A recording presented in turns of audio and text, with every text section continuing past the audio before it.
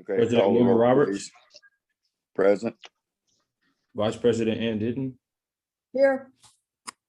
Director John Hernandez, Here. Director Eddie Karen, Here. Director Robbie Meyer. So we do have a quorum. Okay. We were missing Robbie, or did she not? She is not showing as on the screen. As in, okay. being here. All right, then. What consent agenda? Could we entertain a motion to approve the consent agenda? Item number 2. I make a motion to approve the consent agenda. I second it. I Okay, second, John. it's been approved and seconded by Ann Denton, made the motion, and John Hernandez seconded. All those in favor, say aye. Aye. Aye. Any opposers? Hearing none, the motion passed. Okay. Are there any citizen communication? Item number 3. Omar, Patrick. No, sir, no one signed up to speak. Okay.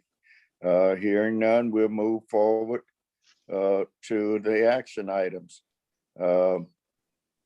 Resolution number SHFC 2021. Is that 08? Yep. Yes, sir. Would you, who's got Yeah, that? so Robert? Mr. Onion be walking us through this item. Okay. Okay, if the board remembers, on June the 3rd, we had all 3 of these resolutions up, but we only approved the resolution that approved the memorandum of understanding. That's because we had just received the limited partnership agreement and didn't have a chance to review it and be able to say it was substantially final. Now we're in a position to do that. So this first resolution talks about authorizing the sale and delivery of the multifamily revenue bonds on Yeager Flats. And so that's what this resolution is. I can try to also include the second one in my discussion, which the second one then talks about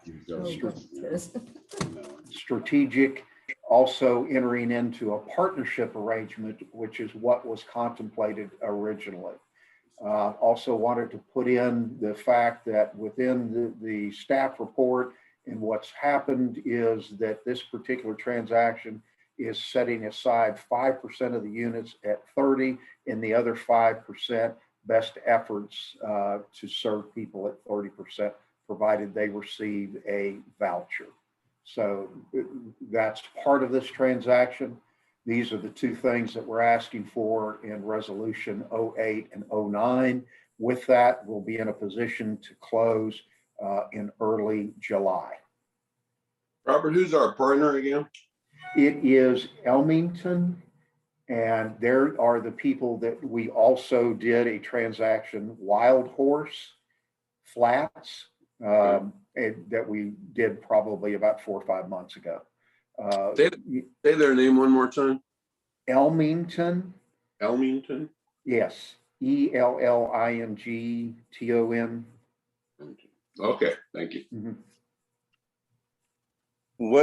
Is there, do we have a projected income stream, Robert?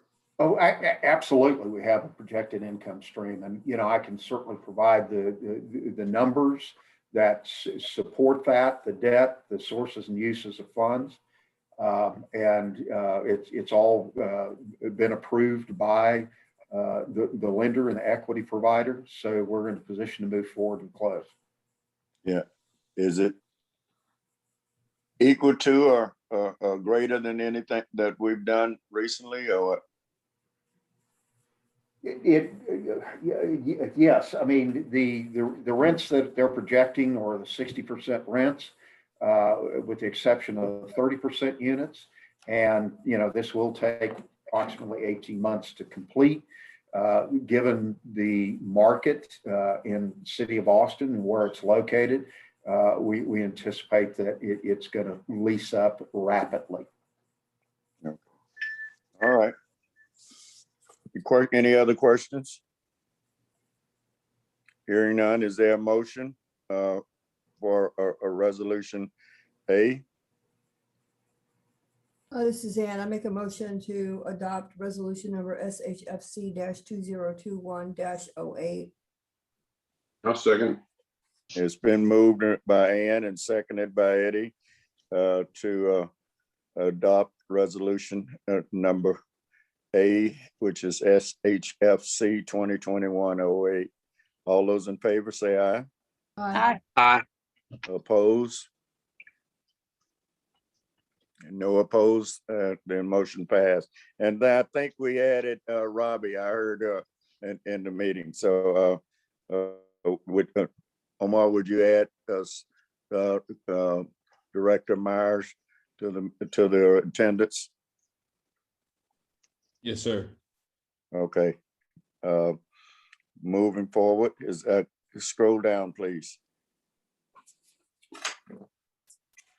Who's good? Okay, item B, which is a resolution SHFC 2021-09. Robert, you want to cover that? Just skim it again. Yes, so this talks about the debt financing equity and basically allowing Strategic Housing Finance to enter into a partnership arrangement where we can participate in the proceeds of the transaction, which is our typical structure. So this is the second half of it, which talks more about the equity, debt, and partnership arrangement. Okay. And that is 2021-09. Any other questions? Are there questions? Hearing none, we entertain a motion to approve. Move to approve resolution SHFC 2021-09. Is there a second? Second. It's been second by multiples, Ann and Eddie. Okay. All those in favor say aye. Aye. Aye. All, any opposed?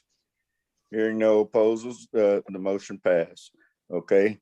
Item number 5, any new business to discuss?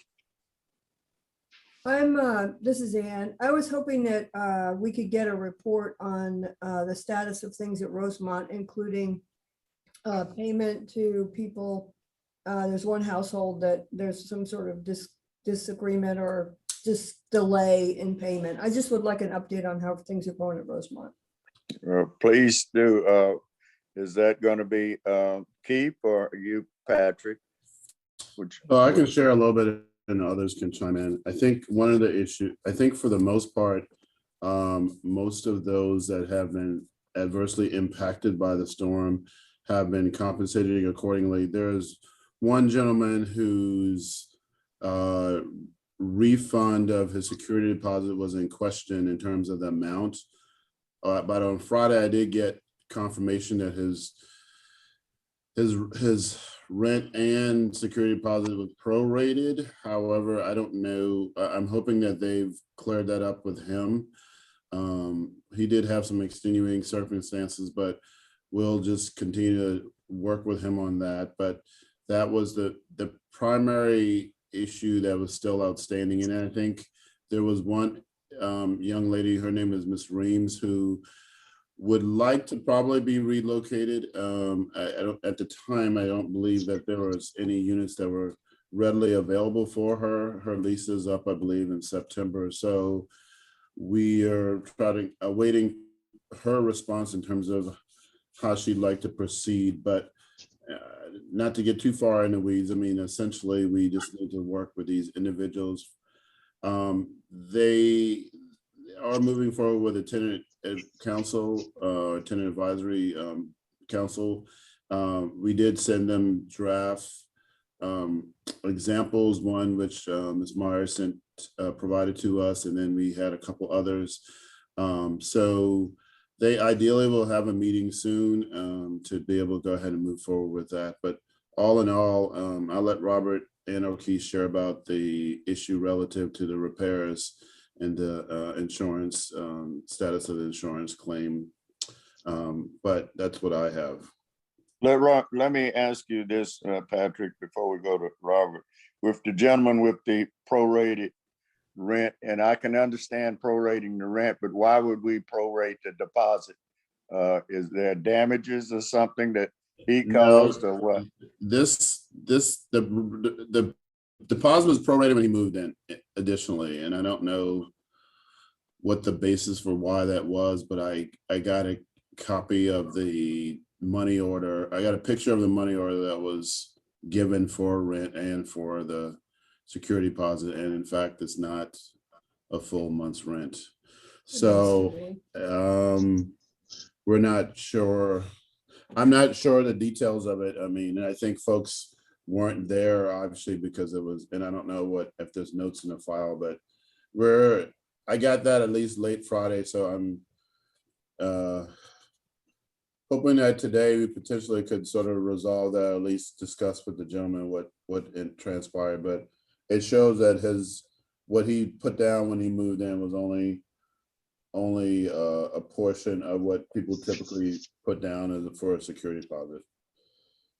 Okay. So he's only getting back what he put in, Yes, that's correct. but he does, I mean, it seems to me that if he was forced to leave his unit, which I remember the story, and he was not forced by management, but forced by circumstances to leave his unit, then he should be in the category that gets 2 months rent, I think. And he also, this is the household, I think, that had the mold inspection, and I believe that they should be compensated for that. He definitely has some challenges, and we can the staff, we can get together and discuss it. I mean, I don't think that he wasn't included in that group of folks that were going to get the 2 months. So it's just, we didn't follow through on that because that wasn't identified as such. So it certainly can be though. I mean, we can look into that, but we started with the security deposit, and I think we were all surprised that it wasn't a full amount. We just started from there. So we can certainly just continue Okay. talk about that. And instead of instead of moving in on the 1st of the month, he moved in on the middle 15th or something, which would have caused that. That's a possibility. I have to go back and look and see if the date, but all I got was just copies of the deposit, but I can look at the date and see if maybe that, but short of just getting the details, which should be in a file somewhere. I just wasn't provided to me when they sent me when we inquired specifically about the amount, and then I got a copy of the two money orders. And will you and the real estate committee follow up and stay on top of that, please? I can, yes, thank you, Willow. Okay, thank you. Okay, is Robert or Keith, you have anything to add? Not this time, I don't. Robert Onion, so we probably have advanced somewhere in the neighborhood of 550,000 towards keeping the contractor on the site. We have engaged strategic consulting, which is also called Storm, who is helping the contractor put together all the information necessary to provide not only to the insurance company, but to the independent adjuster. They're almost complete with the moisture mapping. And so we should have an idea of the overall cost involved. And certainly by doing that and getting the adjuster everything that they need, then we can start to process the claim and start to receive some money. Right. I'm hoping that we get a generous settlement from insurance. I know that that's probably wishful thinking. Okay. Yeah. And so what's the status that we did some expenditures before the insurance got involved? Is that being cleared up? Well, it is, but the expenditures that we're talking about are to keep the contractor on the site and keeping the crews paid, et cetera. It really is not for any previous work that was done. And that's still being decided, and part of the claim. Yeah. Okay. Well, so do we appear to be a deficit that we're going to have to deal with, or what? it is likely that we're going to have to contribute a certain amount of money. However, that insurance is just not going to pay for, which is probably not uncommon.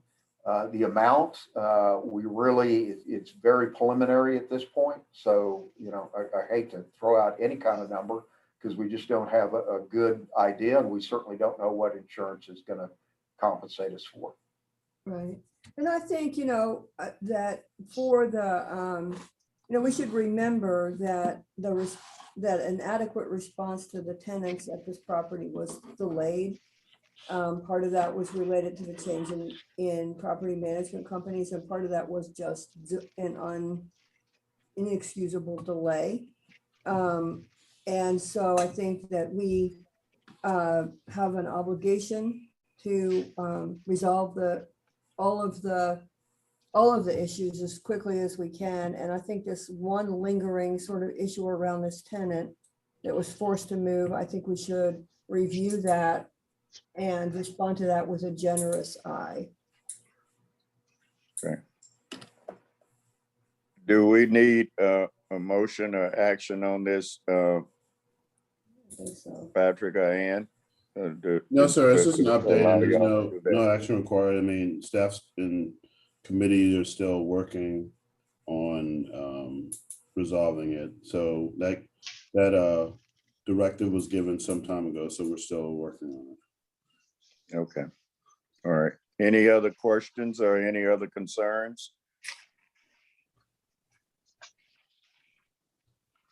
Hearing none. Item number 6, do we have any reason to go into executive session?